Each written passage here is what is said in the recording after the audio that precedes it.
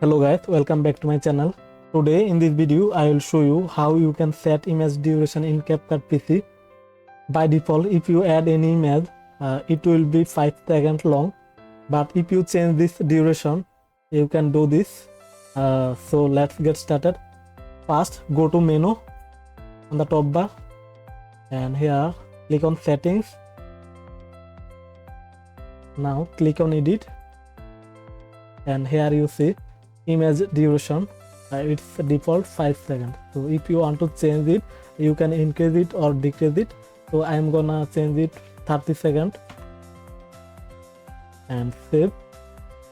Now if you add any image, then it will be 30 seconds long, or you can change it anytime.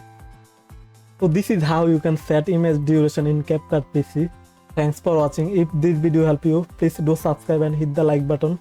See you in the next video.